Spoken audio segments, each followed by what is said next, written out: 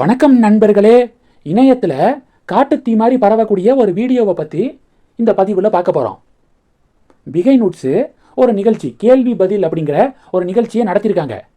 இந்த பக்கத்து பார்த்தா சவுக்கு சங்கர், அந்த பக்கத்து பார்த்தா தாவேக்காவுடைய நாஞ்சில் சம்பத்து. ஆங்கரு ரெண்டு பேர்கிட்டையும் ஒரு கேள்வி. ஆங்கர் கேட்கக்கூடிய கேள்விக்கு ரெண்டு பேரும் அவங்களுடைய கணிப்புகளை சொல்லணும். 2031 நான் சொல்லக்கூடிய பொலிட்டீஷியன்ஸுக்கு எதிர்காலம் எப்படி இருக்குன்னு நினைக்கிறீங்க அப்படிங்கிற செக்மெண்ட்டு. அந்த ஆங்கர் ஒவ்வொரு அரசியல்வாதியுடைய பேரையும் சொல்கிறாங்க. அதுக்கு சவுக்கு சங்கர் ஒரு கணிப்பை சொல்கிறாரு, இந்த பக்கத்து நாஞ்சில் சம்பத்து ஒரு கணிப்பை சொல்கிறாரு. அந்த வரிசையில் அண்ணாமலையுடைய பேரை அந்த ஆங்கர் சொன்ன உடனேயே சவுக்கு சங்கர் தான் அதிமேதாவி மாதிரி தானே பேசுவார். தெரியலைனாலும் இல்லை பேசுறது பொய்யின்னாலும் கான்ஃபிடெண்ட்டாக பேசுவாப்புல. அதுதான் சவுக்கு சங்கருடைய பலம். பொய்யா இருக்கும், ஆனால் உண்மை மாதிரியே அடிச்சு விடுவாப்புல. அதே மாதிரி என்ன சொல்லியிருக்காரு, அண்ணாமலையுடைய பேரை சொன்னோன்னே 5 வருஷம் அண்ணாமலை சர்வைவ் ஆகிறதே கஷ்டம் அரசியலில். ஏன்னா அவர் பாஜகவை விட்டு விலகினப்ப ஒரு பேசுபொருளாக இருந்த விஷயம் இப்போ பேசுபொருளாகவே அண்ணாமலை இல்லை. வாரத்துக்கு ஒரு தடவை வராரு, ஏதாவது ஒரு விஷயத்தை பற்றி பேசுகிறாரு, அதுக்கப்புறம் காணா போயிடுறாரு.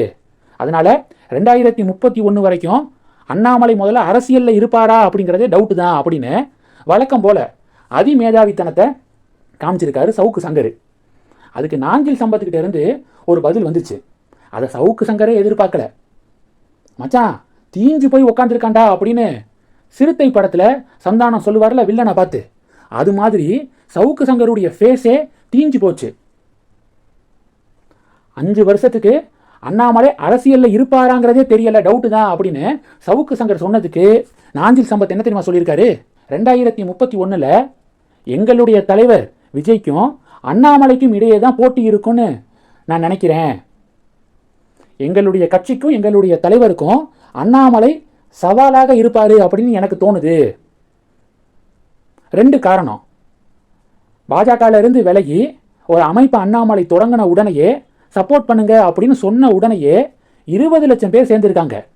20 லட்சம் அப்படிங்கிறது சாதாரண ஒரு நம்பர் கிடையாது.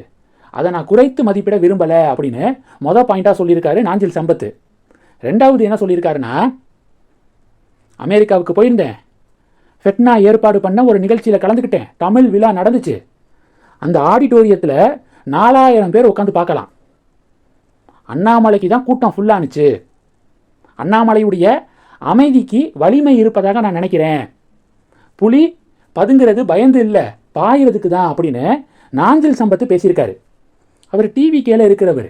நாஞ்சில் சம்பத்து இதை சொன்ன உடனேயே சவுக்கு சங்கருடைய மூஞ்சிக்கு ஒரு க்ளோஸ்அப் வச்சாங்க பாருங்க. யாருப்பா கேமராமேனு, அடுத்த வருஷத்துக்கான தேசிய விருது உனக்கு தான்ப்பா கொடுக்கணும்.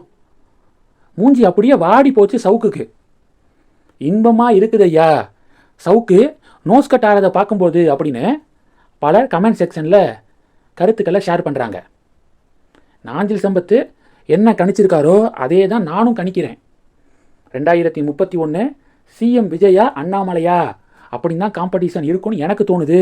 உங்களுக்கு என்ன தோணுது? மறக்காமல் கமெண்ட் பண்ணுங்கள்.